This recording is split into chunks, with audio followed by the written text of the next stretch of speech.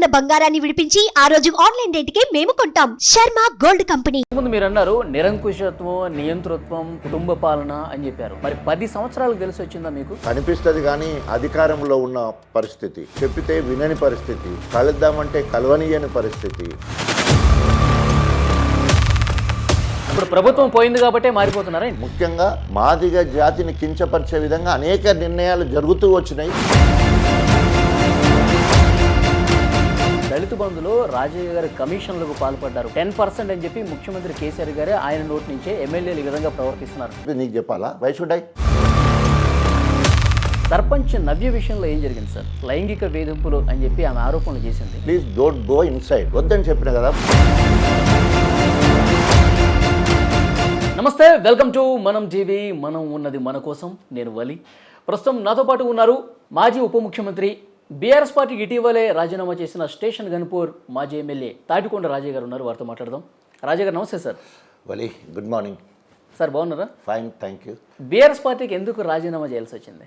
BRS party స్థాపించినప్పుడు కానీ, తెలంగాణ రాష్ట్ర సాధన కోసం పోరాటం చేసినప్పుడు కానీ, అప్పుడున్న విధి విధానాలు ప్రజలకు దగ్గరగా ఉండే, తెలంగాణ యావత్ సమాజానికి, సకల జనులకు ఒక సందేశాన్ని పంపించే విధంగా ఉండే. కానీ ఈరోజు రాజకీయ పార్టీగా మారిన తర్వాత ఫక్త్ రాజకీయ ఎత్తులతోటి, జిత్తులతోటి మాయమచ్చంద్ర చేసే విధంగా వారి భాష కానీ యాస కానీ చూసినప్పుడు బీఆర్ఎస్ పార్టీ ఓవరాల్గా విధి విధానాలు నచ్చక, నిరంకుశ కుటుంబ పాలన నచ్చక, ఎంత గొప్పగా పార్టీని అభిమానించానో, పార్టీ అధినేత కేసీఆర్ గారిని నేను అనుకుంటా వీర విధేయుడిగా నాకు నేనే అనేక సందర్భాలలో, అనేక కష్టాలు వచ్చినప్పుడు, మనము సినిమాలలో పురాతన మామూలు పౌరాణిక సినిమాలలో చూస్తుంటాం, తపస్సు చేసే క్రమంలో అనేక ఆటంకాలు వస్తుంటా ఉంటాయి,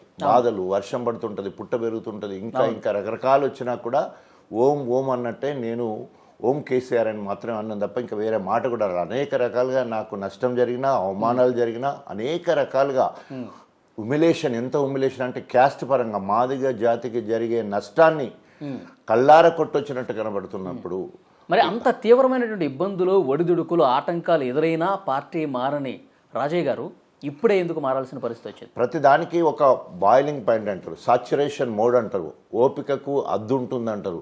సో అక్కడి వరకు పీక్ స్థాయికి చేరిన తర్వాత తప్పకుండా ఒక్కొక్కసారి తండ్రి మీద కూడా కొడుకు తిరగబడే పరిస్థితులు మనం చూస్తుంటా ఉంటాం. సో ఆ రకంగా ఈరోజు జరిగిన పరిణామాలు చూసినప్పుడు మరి ఏ రకంగానైతే నిరాధారణకు గురవుతున్నానో అంత ఒబీడియంట్గా ఉన్నా.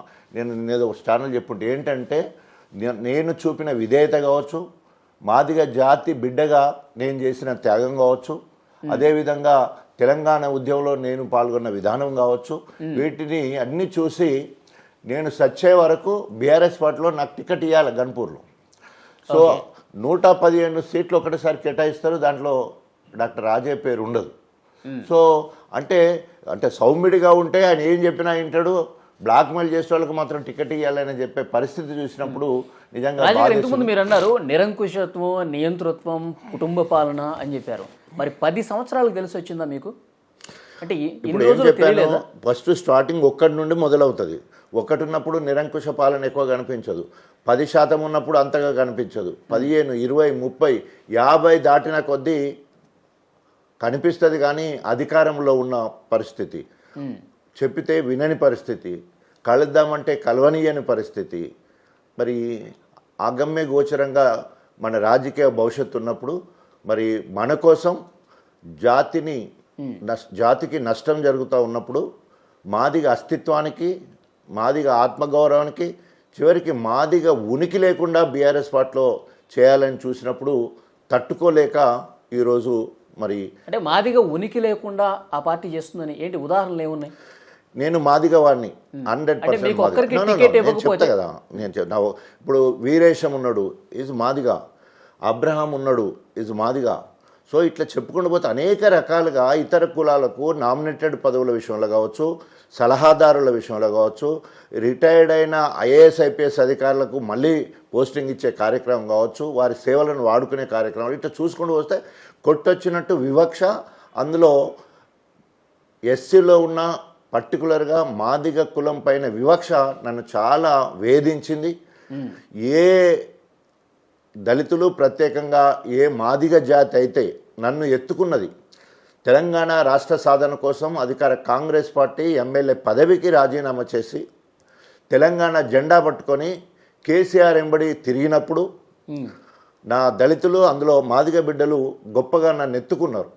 అంతకుముందు కాంగ్రెస్ ఫోరం ఫర్ తెలంగాణ అన్నప్పుడు నేను స్పోక్స్ పర్సన్గా ఉండి కాంగ్రెస్ సంబంధించిన ఎమ్మెల్యేలు, మంత్రులందరూ కూడా 4 గోడల మధ్యలో ఉంటే లోపల చర్చ మొత్తం కూడా జరిగిన తర్వాత బయట చెప్పే అవకాశం నాకే వచ్చింది. అప్పుడు ఒక మాదిగ బిడ్డగా నా ఎక్స్పోజర్కు అందరూ గొప్పగా మెచ్చుకున్నారు. తెలంగాణ రాష్ట్రం ఏర్పడ్డ తర్వాత ఉప ముఖ్యమంత్రిగా హాస్పిటల్ నిద్ర అని చెప్పేసి మొత్తం యావత్ తెలంగాణ తిరిగినప్పుడు నా బిడ్డలందరూ కూడా సంతోషపడ్డారు. కానీ అటు తర్వాత జరిగిన పరిణామాలు ఒకసారి చూస్తే, నేను మాదిగ బిడ్డగా దండోరా ఉద్యమంలో తెలంగాణ కన్వీనర్గా కృష్ణమాదిగ చేయి పట్టుకొని దాదాపు 94 నుండి 99 వరకు అక్కడ తిరిగినప్పుడు కానీ, అంటే అంత గొప్పగా తెలంగాణ సమాజంలో గుర్తింపు పొందిన ఒక మాదిగ బిడ్డని నేను.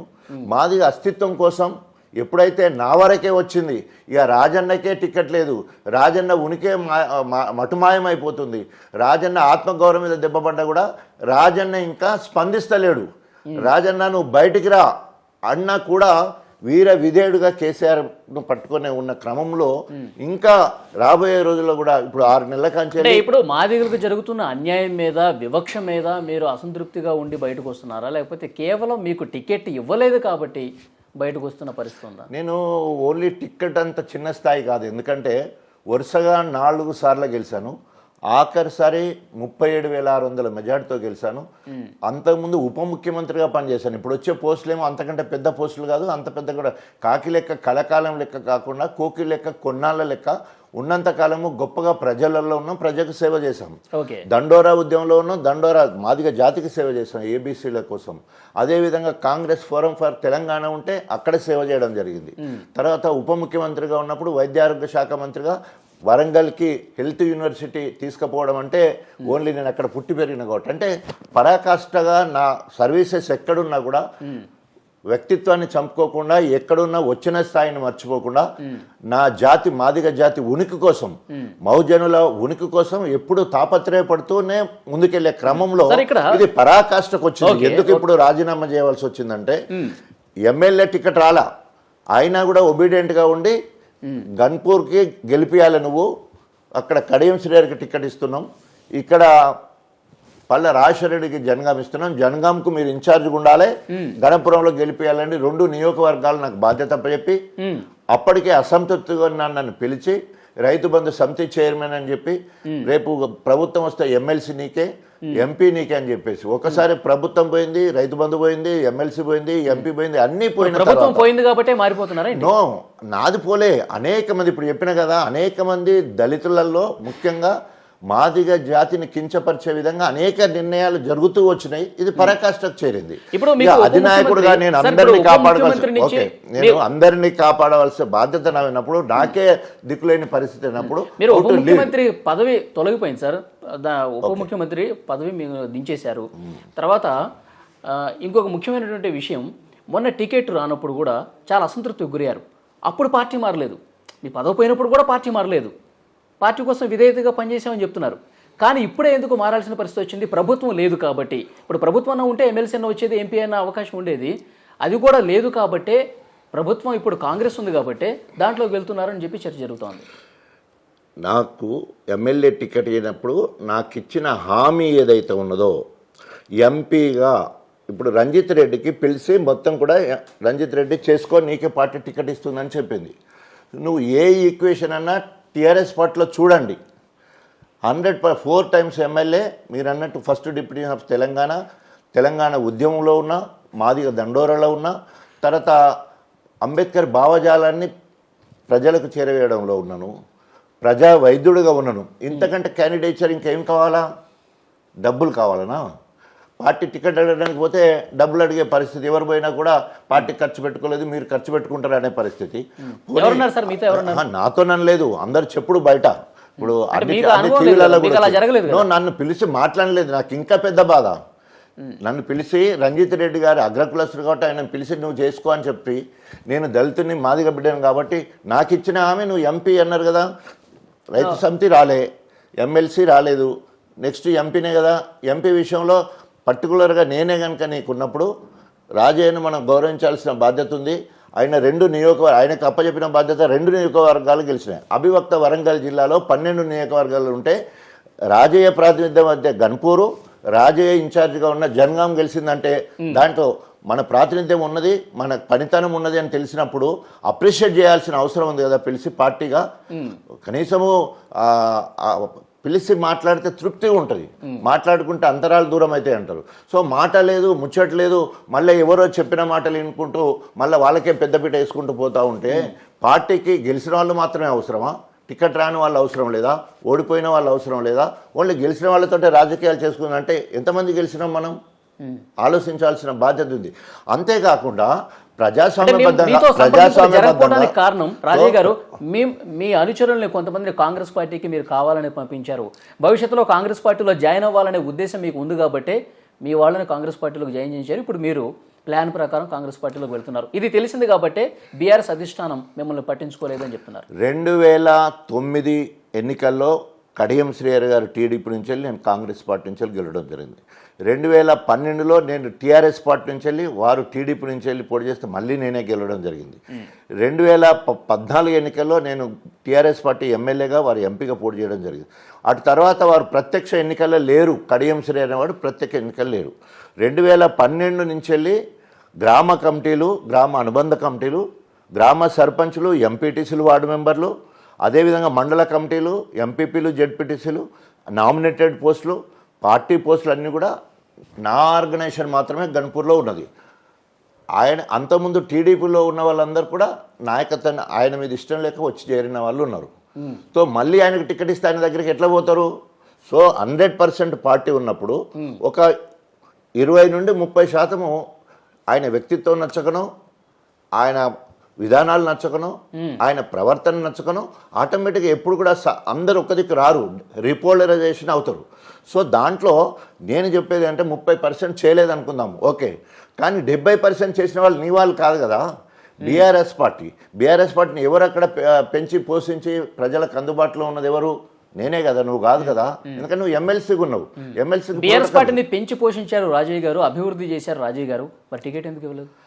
అందుకే కదా టికెట్ ఇవ్వకపోవడానికి కారణం స్వయంగా కేసీఆర్ చెప్పిండు, స్వయంగా కేటీఆర్ చెప్పిండు, స్వయంగా హరీష్ రావు గారు చెప్పిండు, స్వయంగా కడియం శ్రీహరే గణపూర్లో చెప్పిండు. ఏమని? 2014లో డాక్టర్ రాజయ్య నేను టికెట్ అడిగినాం, డాక్టర్ రాజయ్యకే టికెట్ ఇచ్చారు. 2018లో మేమిద్దరం టికెట్ అడిగినాం, మళ్ళా రాజయ్యకే ఇచ్చారు. ఇప్పుడు 23లో మళ్ళీ మేమిద్దరం కూడా టికెట్ అడుగుతున్నాం. మీరు రాజయ్యకే ఇస్తున్నారు. ఎన్నిసార్లు టికెట్ ఇస్తారు కదా సార్ ప్రజల్లో ఉన్నప్పుడు? సార్ చెప్పండి, అందుకే నేను చెప్తున్నా కదా, 14లో ఇచ్చారు, 18లో ఇచ్చారు, ఇప్పుడు 23 ఇద్దరు అడుగుతున్నాం మళ్ళీ మేము. మీరు రాజయ్యకి ఇచ్చేది ఉంటే నేను నా దారి చూసుకుంటాను, కాంగ్రెస్కి పోయేది ఉంటే నాకు నా బిడ్డకు టికెట్ ఇస్తానంటున్నారు, నాకైతే తప్పకుండా ఇస్తారు, నేను పోతాను బెదిరించినప్పుడు అధినాయకుడు కేసీఆర్ గారు కొంత జంకిండు, ఓ ఉప ముఖ్యమంత్రి, సీనియర్ లీడరు, టీడీపీలో పరిచయాలు, సో ఆ నాయకుని కనుక దూరం చేస్తే నష్టం అవుద్ది, రాజయ్య సౌమ్యుడు విధేయత ఉంటాడు అనే ఉద్దేశంతో నన్ను బుజ్జగించే ప్రయత్నంలో, వారికి కట్టించి బుజ్జగించే ప్రయత్నంలో నాకు 2 నియోజకవర్గాలు ఇన్ఛార్జ్ ఇచ్చి, నాకు రైతు సమితి ఇచ్చి, తర్వాత కానీ అప్పుడు కేసీఆర్ గారు మేము అన్ని సర్వేలు చేసుకుంటున్నాము, ప్రజల్లో ఎవరికి పేరుందో, ఎవరు గెలుస్తారని ఉందో వాళ్ళకి మాత్రమే టికెట్ ఇస్తున్నామని చెప్పారు కదా. ఆ కేసీఆర్ గారే తెలంగాణ రాష్ట్రంలో మొదటి 10 స్థానాల్లో గన్పూర్ ఉంది. కేసీఆర్ గారే కడియం శ్రీహరి గారికి చెప్పిండట, గన్పూర్ నియోజకవర్గంలో బీఆర్ఎస్ పార్టీ మంచిగా ఉంది, 49.7, మిగతా అన్ని పార్టీలు కలిసి 50% అయితే ఒక బీఆర్ఎస్ పార్టీ అంత ఉన్నది. బీఆర్ఎస్ పార్టీ అంత గొప్పగా ఉందంటే ఎవరి వల్ల ఉన్నది? కేసీఆర్ నాయకత్వంలో రాజయ్య ఎక్కడ పనిచేయడం వల్ల ఉన్నది. రాజయ్య ఆత్మీయ సమావేశాలు చేశాడు, 21 రోజులు దశాబ్దోత్సవాల్లో భాగంగా 146 గ్రామాలు తిరగడం కాకుండా కంటిన్యూస్గా 21 రోజులు గ్రామాలలో పడుకోవడం జరిగింది. రైతు సంక్షేమ యాత్రలో 10 రోజులు పడుకోవడం జరిగింది. అదేవిధంగా మన ఊరు మనబడి విషయంలో స్కూళ్ళల్లో 10 రోజులు పడుకోవడం జరిగింది. అదేవిధంగా దళిత బంధు విషయంలో దళితుల ఇళ్లలో 10 రోజులు పడుకోవడం జరిగింది. ఇట్లా ఏ నియోజకవర్గంలో ఏ ఎమ్మెల్యే కూడా ఒక 51 రోజులు ప్రజల పక్షపాతంగా ఉండుకుంటూ దళిత బంధు అన్నారు ప్రజలు కాబట్టి చెప్తున్నాను సార్, దళిత బంధులో రాజయ్య గారు కమిషన్లకు పాల్పడ్డారు 10% అని చెప్పి ముఖ్యమంత్రి కేసీఆర్ గారే ఆయన నోటి నుంచే ఎమ్మెల్యేలు ఈ విధంగా ప్రవర్తిస్తున్నారు. మీ పేరు ప్రధానంగా ఆయన ప్రస్తావించారో లేదో తెలియదు కానీ చర్చ అయితే బాగా జరిగింది. దళిత బంధు విధి విధానాలలో లోపం ఉన్నది. అక్కడ హుజురాబాదులో అందరికి ఇచ్చేసి రిటైర్డ్ టీచర్లకు ఇచ్చేసి ఉద్యోగులకు కూడా ఇవ్వచ్చు, వాడికి ఉద్యోగం అయితే ఏమవుతుంది, వానికి 10 లక్షలు ఇస్తే ఏమవుతుందన్న కేసీఆర్ గారు విధి విధానాలు లేకపోతే ఎమ్మెల్యే గారికి ఒక 1100 యూనిట్స్ ఇస్తున్నప్పుడు ఎమ్మెల్యే గారి ఇంటి పేరేం తెలుస్తుంది, ఎమ్మెల్యే గారికి పేరేం తెలుస్తుంది, ఊరేం చేస్తుంది, ఇవన్నీ తెలియదు కదా. మనము మండలాధ్యక్షుడి మీద ఆధారపడతాం, మండలాధ్యక్షుడు గ్రామాధ్యక్షుడి మీద ఆధారపడతారు, వాళ్ళు వార్డు మెంబర్ల మీద ఆధారపడతారు. సో ప్రతి దగ్గర కూడా అవినీతి జరగటానికి ఆస్కారం ఉంది. కింది స్థాయిలో ఏమన్నా జరిగినా కూడా ఎమ్మెల్యేనే బాధ్యత వహించాలని కేసీఆర్ గారు చెప్పడం జరిగింది. ఇది ఒక గణపురం వరకు ఆగలే, you can survey anywhere else. 119 నియోజకవర్గాలు దళిత బంధు నిధులు అనేది ఎమ్మెల్యే చేతుల మీదుగానే ఇచ్చారు కదా సార్. ఇక్కడ ఇచ్చింది ఎక్కడ, ఉట్టిగానే పేర్లు పంపించడం ఇంతవరకు ఎవరికి ఇవ్వలే కదా, ఎవరికి ఇవ్వలే కదా. ఇచ్చుడు ఎక్కడిది, 1100కి ఏ ఒక్కరికి కూడా ఇవ్వాలి కదా. అందుకే కదా ఓడిపోయింది కారణం, ఇవ్వలే కదా. పేర్లు పోయినాయి, కలెక్టర్ ఆఫీస్లో ఆగిపోయినాయి, కథ అంతే అని. అట్లా బీసీ బంద్ అన్నారు, నియోజకవర్గానికి 55% పాపులేషన్ ఉంటే 300 ఇవ్వాలి, ఎవరి ముక్కలు పెట్టాలి? అది అధికారం నామ్స్ పెట్టేసి గవర్నమెంట్ ఇస్తే పర్లేదు. దళిత బంధు కమిషన్లు రాజయ్య గారు పాల్పడ్డారా లేదా? అరే రాజయ్య కాదండి, కింది వాళ్ళు ఎవరున్నా కూడా రాజయ్య బాధ్యత తీసుకోవాలి ఎమ్మెల్యే కాబట్టి. సో ఇది ఒక గణపురం వరకే జరిగింది కాదు, నేను చెప్తున్నాను కదా. రోజు పేపర్లలో చూస్తున్నారు మీరు, ఇవాళ కూడా ఒక పేపర్ వచ్చింది, నిన్నో పేపర్ వచ్చింది, మొన్నో పేపర్ వచ్చింది. అన్ని నియోజకవర్గాలు అన్నిట్లో ఏదో స్థాయిలో, వెనకట ఓ సామెత ఉంది కదా, ఐస్ ముక్కిచ్చేంటి ఇంచెల్లి వచ్చేవరకు ఎట్లయితే కరిగిపోతుందో గ్రామ స్థాయి నుంచి అదే కనుక నామ్స్ కనుక కరెక్ట్ పెట్టేది. ఓ డిగ్రీ పాస్ అయిన వాళ్ళకే అంటే ఫిల్టర్ అయ్యేటోళ్ళు ఉండే, లేదా 10th పాస్ అయితే కొంత నిరుద్యోగం అన్న పోయేది ఉండే, లేదా భూమి లేని నిరుపేదలకే ఇవ్వాలంటే ఓ రకంగా. అందరూ ఎలిజిబిలిటీ అన్న తర్వాత 25,000 కుటుంబాలు ఇచ్చినవి 100. ఎట్లా what is the base for selection? అందరు ఎలిజిబులే. కాబట్టి ఇది గ్రామ స్థాయిలో, కింద స్థాయిలో ఒకవేళ అవకతవకలు జరిగేది ఉంటే కేసీఆర్ భాషలో ఉన్నాడు, ఎమ్మెల్యే గారు బాధ్యత తీసుకోవాలి. ఎవరు తీసుకున్నాడు ఏందని ఎక్కడ తెలుస్తుంది అది? సో కాబట్టి ఇదంతా కూడా మామూలుగా రాజకీయాలలో ఇలాంటి అవకాశాలు కల్పించడానికి విధి విధానాలే కారణం అంటుంది. రాజు గారు, ఈ ప్రశ్నకు మనస్ఫూర్తిగా సమాధానం చెప్పండి. ఇప్పుడు ఎలక్షన్స్ కూడా లేవు, సర్పంచ్ నవ్య విషయంలో ఏం జరిగింది సార్? లైంగిక వేధింపులు అని చెప్పి ఆమె ఆరోపణలు చేసింది. లైంగిక వేధింపుల కంటే రాజకీయ వేధింపులు అని కూడా చెప్పింది. సో మీరు తీసుకునే కులం లైంగిక వేధింపులు అంటారు. ఆమె నా కులం బిడ్డ, సర్పంచ్. వర్గాలు ఉంటాయి రాజకీయాలలో, కడియం శ్రేణి వర్గం, రాజకీయం నాదో వర్గం. అలాంటప్పుడు కడియం శ్రేణికి దగ్గరున్న వాళ్ళను నా వర్గం ముఖాన రావాలనుకున్నప్పుడు కింది స్థాయి నాయకులు, ఎంపీపీ కావచ్చు, జెడ్పీటీస్ కావచ్చు, మండలాధ్యక్షులు కావచ్చు, ఆ ఊరు నాయకులు కావచ్చు. Rajanna is a protocol MLA, రాజన్నను కాదని అడ్డుపోతున్నారు మీ కులమోడు కథా కార్ఖానా. ఇటు తీసుకొచ్చడానికి ఎవరైనా కూడా పనుల విషయంలో కానీ మిగతా విషయంలో ప్రలోభాలకు గురి చేస్తారు. ఆ ప్రలోభాలకు నన్ను గురి చేశారని మాత్రమే ఆమె అభియోగం. ఊర్లో రాజకీయ కక్షలు దొర చెప్తేనే అక్కడ మీటింగ్కి వస్తాడు, లేకపోతే రాదు, రాజకీయ కక్ష. తర్వాత వేలేరులో కేటీఆర్ గారు వచ్చారు, నాకు ఇన్విటేషన్ లేదు, అక్కడ రెడ్డి వాళ్ళందరూ నన్ను రాకుండా చేసిండ్రు, అది రాజకీయ కక్ష. మహిళా దినోత్సవం అయితే మొత్తం అందరికీ ఎమ్మెల్యే గారు బట్టలు పెట్టిళ్ళు, నాకు మాత్రమే బట్టలు పెట్టలేదు, ఇది రాజకీయ కక్ష. అన్ని ఊర్లకు పనులు ఇచ్చిండు, నా ఊరు కక్ష కట్టి దొరలు చేయబట్టి నాకు ఇక్కడ పనులు. అంతేనా? మీ గ్రామంలో పనులు జరగాలంటే నిధులు రావాలంటే నువ్వు నాతో ఉండాల్సిందే. అది చాలా తప్పండి, అట్లాంటి భాష మాట్లాడదు. ఎందుకంటే బీయింగే పాలిటిక్స్లో ఒక చేయలేదు, అట్లా అస్సలకి అలాంటి ఆరోపణ వాళ్ళు చేయలేదు. జానకిపురాన్ని మీరు దత్తత తీసుకున్నారు, నిధులు ఇవ్వాలి అన్నారు. మొదటి సంవత్సరం ఆర్థిక మాంద్యం, 2 సంవత్సరాలు కరోనా, గవర్నమెంటే పైసలు అయినప్పుడు జానకిపురం ప్రత్యేకంగా కంచెలు తీసుకొచ్చి ఇస్తారా?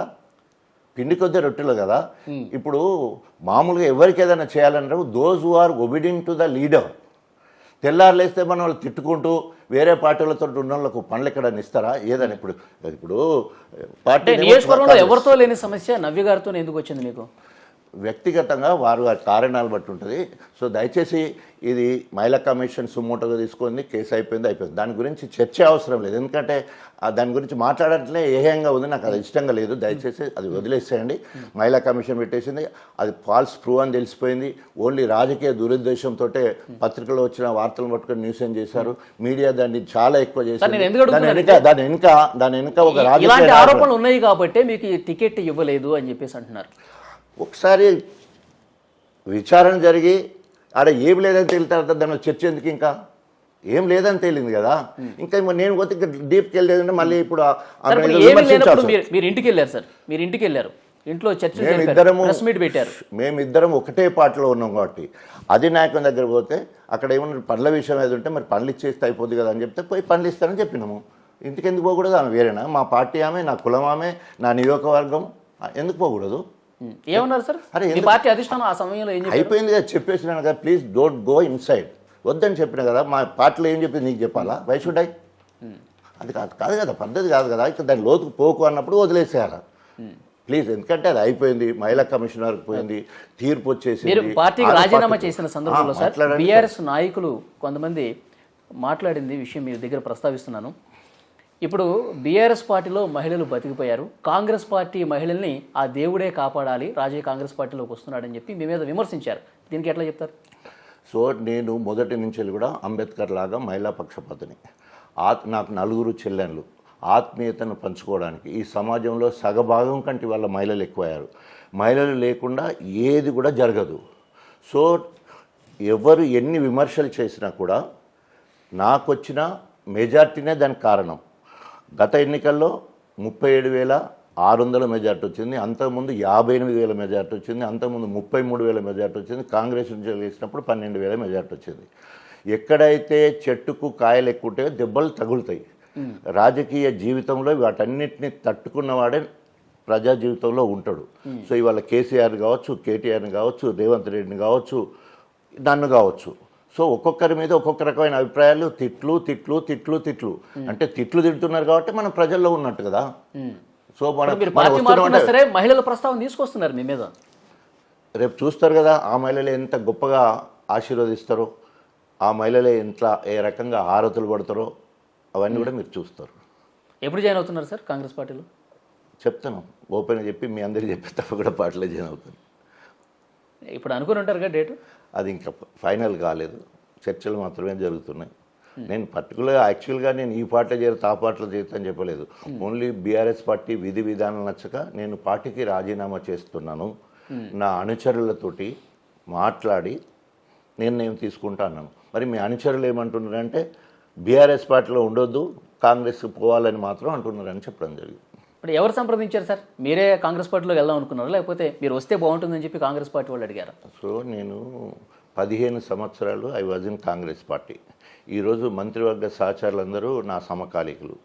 నేను కాంగ్రెస్ ఫోరం ఫర్ తెలంగాణలో స్పోక్స్ పర్సన్.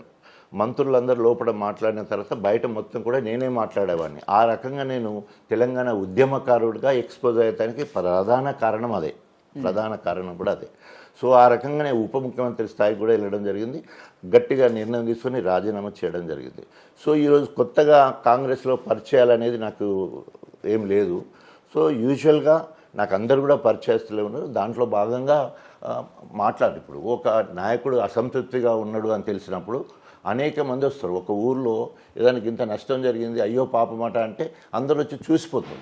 అట్లాగే నాయకుడిగా నేను ఉప ముఖ్యమంత్రిగా ఉన్న నేను 4 సార్లు ఎమ్మెల్యే కూడా చేయను, అసంతృప్తిగా ఉన్నాడట, ఆత్మ బాధతో ఉన్నాడట, మానసిక క్షోభతో ఉన్నాడట అనేదానికి అనేక మంది అనేక రాజకీయ పార్టీలు అప్పుడు ఉప ముఖ్యమంత్రి ఉన్నప్పుడు జాతీయ పార్టీలు కూడా వచ్చి కలిసినాయి.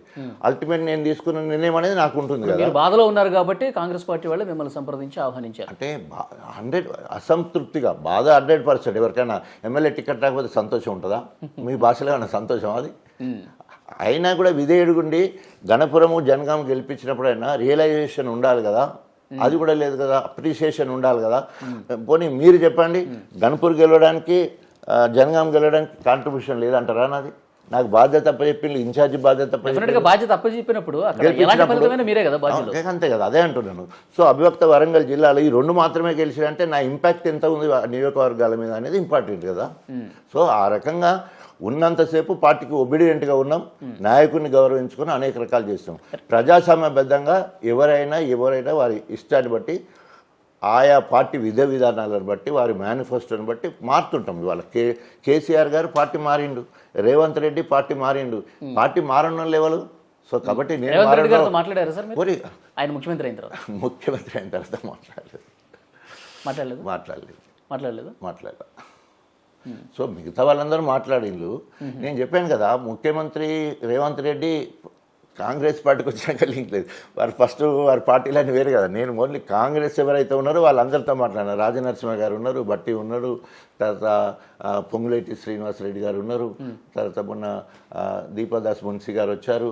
మేమంతా తెలంగాణ కాంగ్రెస్ ఫోరం ఫర్ తెలంగాణ అంటే ఢిల్లీ పోతే అందరూ కలిసేవాళ్ళు కదా.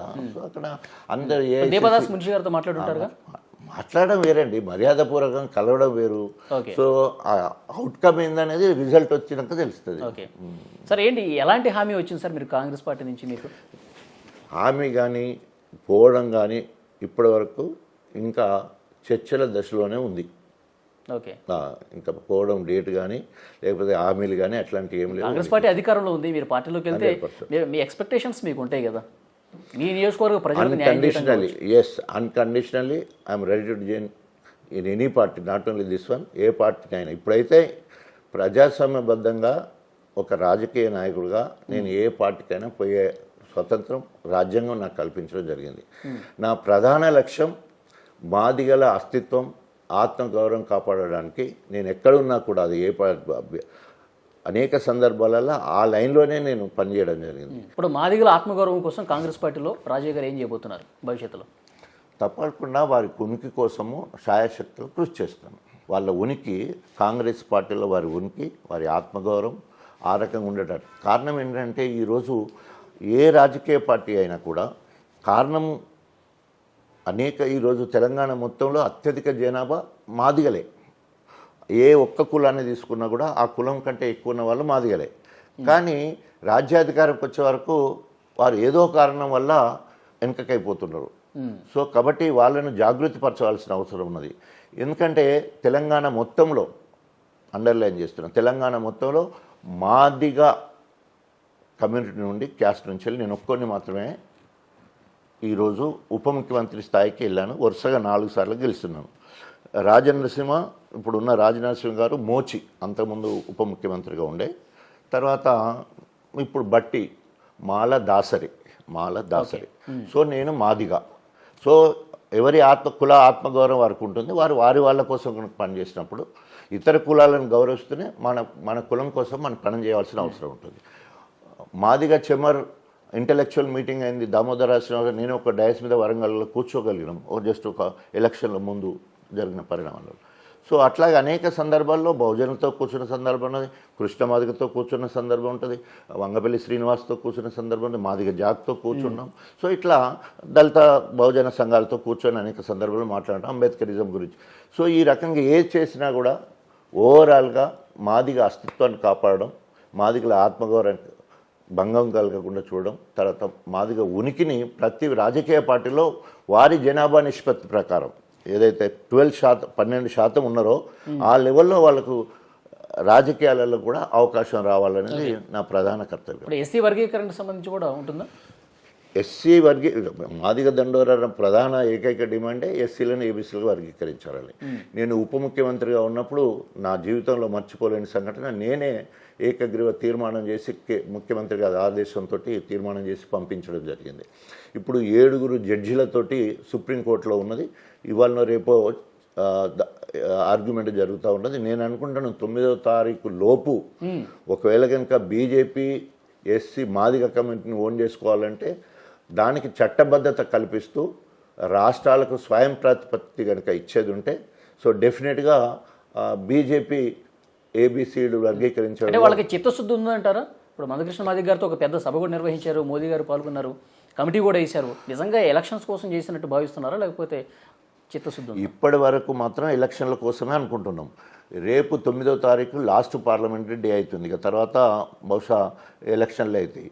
సో కాబట్టి ఈ 9వ తారీఖు లోపు కనుక వాళ్ళు కనుక వర్గీకరణ చేయడం కోసం చట్టబద్ధత పార్లమెంట్లో కల్పించేది ఉంటే డెఫినెట్గా దానికోసము పెద్దన్న పాత్ర పోషించిండు మోడీ అని చెప్పేసి తప్పకుండా మాదిగలకు ఒక మంచి వరం ఇచ్చినట్టు ఉంది. ఓకే, వరంగల్ ఎంపీగా కాంగ్రెస్ పార్టీ నుంచి రాజయ్య గారు పోటీ చేయబోతున్నారా? ఇప్పటివరకు నేను పార్టీలోనే చేయలేదు, ఇక ఎంపీ పోటీ ఎక్కడిది. సో చూద్దాం భవిష్యత్తు. నేను చెప్పాను, నా రాజకీయ భవిష్యత్తు మొత్తం కూడా నా అనుచరులతో మాట్లాడి, అండర్లైన్ చేసుకోండి, నా అనుచరులతో మాట్లాడి, నా నియోజకవర్గ ప్రజలతో మాట్లాడి, దేవుడి దయ వల్ల నన్ను ఈ స్థాయికి తీసుకురావడానికి తెలంగాణ మొత్తంలో నా అభిమానులు ఉన్నారు, నా ఆత్మ బంధువులు ఉన్నారు, కుల బాంధవులు ఉన్నారు. సో ఈ 3-4 రోజుల నుంచి రాజీనామా చేసిన తర్వాత కొన్ని వేల ఫోన్లు వస్తూ ఉన్నాయి, వేల మెసేజ్లు వస్తూ ఉన్నాయి. నాట్ ఓన్లీ తెలంగాణ, ఆంధ్రప్రదేశ్ నుంచి వెళ్ళి కూడా. ఎందుకంటే నేను కాంగ్రెస్ పార్టీ వైఎస్ రాజశేఖర రెడ్డి అభిమానిగా. ఏం చెప్తున్నారు సార్, మంచి పని చేశారంటున్నారా? 100%. మీ దారి మీరు ఏ పార్టీలు జాయిన్ అయితే మీతో పాటు మేము కూడా జాయిన్ అవుతామని కూడా అంటున్నారు. సో కాబట్టి ఆ రెస్పాన్సిబిలిటీ చూసినప్పుడు చాలా సంతోషంగా ఉంది. బయట చర్చ జరుగుతుంది, అంతా ఫైనల్ అయిపోయింది, 9వ తారీఖు 10వ తారీఖు జాయిన్ అవుతున్నారు రాజయ్య గారు అని. అయితే మంచిదే కదా. సో నేను అనుకుంటా, ఓకే మీరు అడిగింది కాబట్టి, ఒక ఆస్పిరెంట్ అంటే ఎట్లా ఉండాలా, what are the qualifications. Warangal parliament విషయానికి వచ్చినప్పుడు, వరంగల్ పార్లమెంట్లో 7 నియోజకవర్గాల్లో అత్యధికులు మాదిగ సామాజిక వర్గం, 92% మాదిగలు ఉంటారు, అంటే ఎస్సీ కమ్యూనిటీలో. So at highest community Madiga community, number 1. నేను మాదిగ కమ్యూనిటీ. రెండవది ఉప ముఖ్యమంత్రి, 4 సార్లు కంటిన్యూస్గా ఎమ్మెల్యే, 2. తర్వాత మూడోది ఎంఆర్పిఎస్ కన్వీనర్గా తెలంగాణ మొత్తం తిరిగిన, వరంగల్ వాడవాడ ఊరూరు తిరిగిన మాదిగ వాళ్ళ పేరు చెప్పుకొని. అదేవిధంగా అంబేద్కర్ భావజాలాన్ని పంచిన. డాక్టర్ రాజయ్య ప్రజా వైద్యుడిగా, పిల్లల డాక్టర్గా, డాక్టర్ ఇన్ సోషల్ సర్వీస్ అని జాతీయ స్థాయిలో ఉత్తమ పిల్లల డాక్టర్గా సెలెక్ట్ అయిపోవడం జరిగింది. అంటే ఆ ప్రాంతంలో మొత్తం కూడా I started first pediatric nursing home in Warangal. Not only Warangal, ఉత్తర తెలంగాణ మొత్తంలో నాదే మొట్టమొదటి పిల్లల దవాఖాన. సరే, ఇక్కడే ఒక మాట, మీరు ఇదంతా లిస్ట్ అంతా చెప్తున్నారు, ఇంత ప్రజా పోరాటం చేశాను, ఇంత ఉద్యమంలో ఉన్నానని చెప్తున్నారు, ప్రజాప్రతినిధిగా సుదీర్ఘ అనుభవం అని చెప్తున్నారు, మీరు చేసినటువంటి పదవుల గురించి చెప్తున్నారు. ఇది ఒకవైపు నాణ్యతగా కనిపిస్తుంది. మరోవైపు రాజయ్య గారు స్త్రీలుడనో లేకపోతే తాగి అమ్మాయిలకు మెసేజ్లు చేస్తాడు, ఫోన్లు చేస్తాడని చెప్పి ఇలాంటి ప్రచారం ఎందుకు జరుగుతుంది? ఇంత నెగిటివ్ ఎందుకు వచ్చిందంటారు? మళ్ళీ దాని గురించి చెప్పాలంటే, శత్రువులు ఉన్నప్పుడు అట్లాంటివి జరుగుతాయి. అది ఎవరైనా కూడా అభియోగాలు చేయడం ఈజీ. నాయకుడిగా లేదా ఏ వ్యక్తి మీద అయితే అభియోగాలు వస్తో కాదు అని నిరూపించుకోవడం మాత్రమే మన మీద ఉంటుంది. అభియోగాలు వేరు, నిజాలు వేరు. సో మన మీద అనేక అభియోగాలు వచ్చినా కూడా 33 మెజార్టీ నుంచి వెళ్ళి 58,000 మెజార్టీ, ఇవే అభియోగాలు చేశారు అప్పుడు కూడా. 33,000 మెజార్టీ, అంతకుముందు 12,000 మెజార్టీ. 12,000 మెజార్టీ ఉన్నప్పుడు అభియోగాలు ఇవే, అదే వ్యక్తి ఆయనే చేయిస్తుంటాడు. మళ్ళా 33,000 వచ్చింది, 30,000 నుంచి వెళ్ళి 58,000 వచ్చింది. మరి ఎటుపోతున్నాయి అభియోగాలు? ఎవరు చేస్తుంటారు సార్ ఇవన్నీ? అనేక సందర్భాలు ఎవరో ప్రత్యర్థి ఉంటాడు కదా, ప్రత్యర్థి చేస్తారు అట్లాంటి అనేక సందర్భాలలో చెప్పాను. మొన్నటి విషయంలో కూడా చేసిన పేరు కూడా చెప్పాను అనేక సార్లు. వేరే పార్టీలో కాదు, కడియం శ్రీహరి గారు అని చెప్తారు. మరి ఇంకా అంతే కదా, 100% కదా. ఒక్క ఒరలో 2 కత్తులు ఇమ్మడవు. సో బట్ ఎప్పటిది నాది అప్పర్ హ్యాండ్. సో ఆయనకంటే నేనే ముందు ఉప ముఖ్యమంత్రి అయినా, ఆయనకంటే నేనే వరుసగా 4 సార్లు గెలిచాను. సో ఇవన్నీ కూడా ప్రజాదరణ. నేను ఒక పెద్ద కులంలో పుట్టాను, ఆయన బైండ్ల కమిటీలో పుట్టాడు, నేను మాదిగ కులంలో పుట్టాను. సో అనేక రకాలుగా చూస్తే ఆయన ఎత్తులు జిత్తులు చేస్తుంటాడు, నేను ఉరికి ఫస్ట్ రావాలనుకుంటా, ఆయన ఇరుగొట్టి ఫస్ట్ రావాలనుకుంటాడు. అంటే బ్లాక్మెయిల్ చేసి టికెట్ సంపాదించారంటారా కడియం గారు? 100%. అది వాళ్ళే చెప్పిండు కదా. హరీష్ రావు గారి దగ్గర పోతే, కేటీఆర్ దగ్గర పోతే వాళ్ళే చెప్పిండు. నేను చెప్తున్నది ఓపెన్గా చెప్పినా కదా, 2014 ఆయనకే ఇచ్చినావు, 18 ఆయనకే ఇచ్చినావు, ఇప్పుడు ఆయనకే ఇస్తున్నావు, నేను ఇవ్వకపోతే పార్టీ పోతా. మీ మీడియాలలో యూట్యూబ్ ఛానల్లో కూడా చెప్పిండు కదా. మొన్న ప్రజాస్వామికంగా ఎన్నిక కాబడ్డ కాంగ్రెస్ పార్టీని కూల్స్తాం, మాకు 39 ఉన్నాయి, 7 ఎంఐఎం ఉన్నది, 8 బీజేపీలు ఉన్నారు, మాకెంత ఇంకొక 5-6 కూడా తెచ్చుకుంటే గెలుస్తాం అని మాట్లాడితే, మీ ప్రజాస్వామ్యాన్ని గౌరవించాల్సిన అనేక మీడియా శాటిలైట్ ఛానల్స్, మీలాంటి యూట్యూబ్ ఛానల్స్ అన్నీ కూడా నువ్వే బ్లాక్మెయిల్ చేసి కాంగ్రెస్, మేము సాక్ష్యం దానికి, కాంగ్రెస్ పోతాను మాతో రాయించినవు, మళ్ళీ ఇప్పుడు కాంగ్రెస్నే కూలగొడుతున్నావు, నువ్వే మనిషి అని చెప్పేసి కడియం శ్రీహరి అనేక మంది ఇట్టిండు. మొత్తము కడియం గారే కాదు సార్, వర్కింగ్ ప్రెసిడెంట్ కేటీఆర్ గారు కూడా అంటున్నారు కదా 2 సంవత్సరాలు ఉంటుంది, 2 సంవత్సరాల తర్వాత మళ్ళీ ఆయనేమో వెంటనే ముఖ్యమంత్రిగా మన కేసీఆర్ గారు ఉంటారు. మా కడియం శ్రీరావు గారేమో నెలల్లో వెంటనే కూలి చేస్తామన్నాడు. ఈయనకి ప్రమాణ స్వీకారం చేస్తే అంటే ఆయన కూలి చేసి మొదలుపెట్టిండు. కేసీఆర్ 6 నెలల్లో ముఖ్యమంత్రి అవుతారని కేటీఆర్ గారు అన్నాడు. గా విధి విధానాలు నచ్చకనే, గా అప్రజాస్వామికంగా మాట్లాడడం నచ్చకనే. ప్రతిపక్షాలంటే పాదయాత్రలు చేయాలి, ప్రతిపక్షాలంటే బస్సు యాత్రలు చేయాలి, మేనిఫెస్టో అమలు పరిచినట్టు ప్రభుత్వం మీద ఒత్తిడి తీసుకురావాలని కూలగొట్టడం ఒత్తిడి ఎట్లా అవుతుంది? కూలగొట్టడం అంటే ఏంటి సార్, వాళ్ళ ఉద్దేశం ఏంటి? ఎట్లా సాధ్యం? అప్రజాస్వామికంగా ఇవాళ గతంలో జరిగిన విషయాలు కూలగొట్టడం అంటే దానికి తెలియదు ఏమున్నది? సంఖ్యాబలం 60 దాటాలంటే అందుకెళ్ళి తీసుకోవాలి. ఇప్పుడు పేపర్లలో చూస్తూనే కదా 2/3 అంటే బీజేపీ బీఆర్ఎస్ ఒకటే కాబట్టి బీజేపీ సహకారం తీసుకుని ఇట్లా కూలగొడదామనే ఆలోచన ఉందంటారు వాళ్ళకి. 1-2 కాదు, బీజేపీ నుండి గెలిచిన వాళ్ళను బీఆర్ఎస్ నాయకులు మా వాళ్ళు అనుకోవడం తప్పు. ఎంఐఎం ఒక గుర్తు మీద గెలిచిన వాళ్ళను మా వాళ్ళు అనుకోవడం తప్పు. అది బీజేపీ వాళ్ళు అనాలి, ఎంఐఎం అనాలి. మీరు ఎట్లా అంటారు? అంటే ఏదో వాళ్ళని ప్రలోభ పెడుతున్నాం అన్నట్టే కదా. వీళ్ళు కాకుండా తక్కువ ఉన్న వాళ్ళను కాంగ్రెస్ కదా మిగిలిపోయింది, కాంగ్రెస్ నుంచి వెళ్ళి గుంజుకొస్తామనే మాటనే కదా అది. చెప్పగానే చెప్తున్నట్టే కదా. గతంలో బీఆర్ఎస్ పార్టీ టీడీఎల్పీ లేకుండా చేసిందంటే 2/3 మందిని తీసుకొచ్చింది. అదేవిధంగా మొన్న కాంగ్రెస్ ఎల్పీ లేకుండా ఉండడానికి, సిఎల్పీ లేకుండా ఉండడానికి 18 మందిలో 13 మంది తీసుకొచ్చి 5 మిగిలేటట్టు చేసింది. అంటే దానివల్ల ఏముంది? పార్టీ ఫిరాయింపుల చట్టం లేకుండా ఉంటుంది 2/3 కనుక వచ్చాయంటే. ఇప్పుడు 39లో 26ను కనుక గుంజుకొచ్చగలిగి ఉంటే ఇక్కడ కూడా ఫిరాయింపుల చట్టం వర్తించదు, బాగానే ఉంటుంది. వాళ్ళేమో ఆ ఎత్తుగడెత్తారు, వీళ్ళు ఈ ఎత్తుగడెత్తారు. ఓకే, అంటే టిట్ ఫర్ టాట్ లాగానే ఉంటుంది. కాంగ్రెస్ పార్టీ కూడా గుంజుకోవాల్సిన అవసరం ఉందంటారా? లేదు, కానీ ఏమంటున్నారు? నువ్వు ఒక్కడు గుంజితే నేను 5 గుంజుతా అంటాను. ఇదే భాష, వాళ్ళిద్దరి మధ్యలో భాష ఎట్లుందంటే, సో అంతే నువ్వు నేర్పేది అదే కదా. ఇప్పుడు కాంగ్రెస్ పార్టీ నుంచి గుంజుకున్నారు అనుకోండి, నెంబర్ గేమ్ ఆడారు అనుకోండి, బీఆర్ఎస్ అధికారంలోకి వచ్చింది అనుకోండి, రాజయ్య గారు ఎటువైపు ఉంటారు? మళ్ళీ ప్రజాస్వామ్యం వైపు ఉంటుంది నేను. అంతేనా? అంతే. అధికారం ఎటుంటే అటుంటారా? నో, ప్రజాస్వామ్యం వైపు. ఇప్పుడు 10 సంవత్సరాలు అధికారంలో ఉన్నారు కాబట్టి బీఆర్ఎస్ తో ఉన్నారు, అధికారం పోయింది కాబట్టి మళ్ళీ Congress. Nobody compare with doctor Rajaiah. Why? Because I went to BRS party for the cause of Telangana. నేను అల్లాటప్ప పోలేదండి. కేంద్రంలో రాష్ట్రంలో అధికారంలో ఉన్నప్పుడు 12 ఏళ్ళ అరణ్యవాసము, సంవత్సర అజ్ఞాతవాసం, 13 ఏళ్ళు ఒక నియంత మీద పోరాటం చేసి కష్టపడి కసితో గెలిచిన మహాకూటమి ఉన్నప్పటికీ కూడా కసితో గెలిచిన 12,000 మెజార్టీతోటి. సో గెలిచిన దాన్ని తృణప్రాయంగా తెలంగాణ కోసం, తెలంగాణ బిడ్డలందరూ కూడా చచ్చిపోతూ ఉంటే బాధను భరించలేక, డాక్టర్గా బాధను భరించలేక ఆ రకంగా పార్టీ వదిలిపెట్టిపోవాల్సి వచ్చింది. కారణం ఏంటంటే తెలంగాణలో నా జాతి, మాదిగ జాతి పెద్దది. తెలంగాణ ఉద్యమంలో పాల్గొన్న వాళ్ళు ఎక్కువ మంది మాదిగలు. ధూమ్ధామ్ కళాకారులు, దప్పు కొట్టేవాడు నా మాదిగ బిడ్డ, పాటలు రాసేవాడు నా మాదిగ బిడ్డ, పాడేవాడు మాదిగ బిడ్డ, గజ్జగట్టి ఎగిరేవాళ్ళు మాదిగ వాళ్ళు, అక్రమ కేసులు మాదిగ వాళ్ళ మీద, ఆత్మహత్యలు మాదిగ బిడ్డలు చేసుకున్నారు, జైలు పైన వాళ్ళు మాదిగలు. వాళ్ళందరికీ ఆత్మస్థైర్యాన్ని నింపాలి, నేనున్నా మీకోసం అని చెప్పేసి యావత్ తెలంగాణ తిరిగిన కేసీఆర్ గారి పిలుపుని అందుకొని త్యాగాల పునాదుల మీద తెలంగాణ రాష్ట్రాన్ని సాధారణంటే అసలు సిసలైన త్యాగం చేసిన మొట్టమొదటి మాదిగ.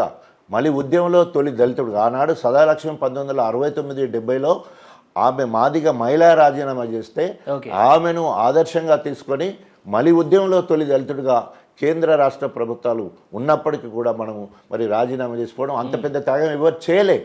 తర్వాత నాతో పాటు జూపల్లి వచ్చిండు, అదేవిధంగా సత్యనారాయణ ఇండిపెండెంట్గా ఉండే అసోసియేట్ మెంబర్ ఉండే, కానీ వాళ్ళందరూ మళ్ళీ ఓడిపోయినలు.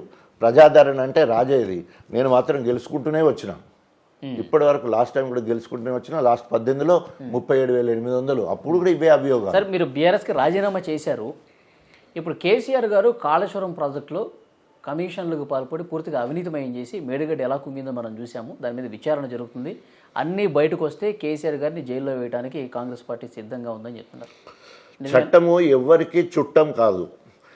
రాజకీయ పార్టీలు ప్రభుత్వాలు ఏర్పడ్డ తర్వాత వరకు బీఆర్ఎస్లో ఉన్నారు కాబట్టి చెప్తున్నా, అవినీతి జరిగిందా కాళేశ్వరం ప్రాజెక్టులో? జరిగిందా జరగలేదా విచారణ పెడతారు. ఆ విచారణ జరిగితే చట్టాలు ఎవరికి చుట్టాలు కాదు. సో తప్పకుండా అవినీతి కనుక జరిగేది ఉంటే శిక్షకు అర్హులే వాళ్ళు. ఎవరైనా ఇంత పెద్దోళ్ళైనా మనం చూస్తున్నాం కదా, అనేక రాష్ట్రాలకు సంబంధించిన ముఖ్యమంత్రులు పోతున్నారు, ఉప ముఖ్యమంత్రులు పోతున్నారు, తర్వాత మంత్రులు పోతున్నారు, అనేక మంది పోతూనే ఉన్నారు కదా. మనం చూస్తూనే ఉన్న కేజ్రీవాల్ సహా ఉప ముఖ్యమంత్రి ఆల్రెడీ పోయే ఉన్నాడు. సో కాబట్టి చట్టానికి ఎవరు చుట్టం కాదు, తప్పకుండా అన్వయించాల్సి వస్తుంది. ఓకే, మీరు కాంగ్రెస్ పార్టీలో 9నో 10నో జాయిన్ అవుతున్నారని చెప్పేసి సమాచారం వస్తుంది. ఓకే, మీకు సమాచారం ఇచ్చిన వాళ్ళు ఎవరైతే ఉన్నారో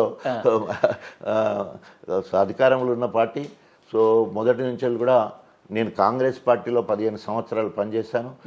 వైఎస్ రాజశేఖర రెడ్డి నాయకత్వంలో 1997 అక్టోబర్ 13వ తారీఖు నాడు వైఎస్ రాజశేఖర్ ఢిల్లీకి ఫోన్ చేస్తే సోనియా గాంధీ నాయకత్వంలో జాతీయ అవార్డు తీసుకోవడానికి వెళ్ళి సోనియా గాంధీని కలిసి వారి సమక్షంలో, ఆనాడే సోనియా గాంధీ సమక్షంలో నేను కాంగ్రెస్ పార్టీలో జాయిన్ కావడం జరిగింది 97లో. ఓకే, సో 97 నుండి 2012 వరకు, అంటే దాదాపు 15 సంవత్సరాలు I was in Congress party.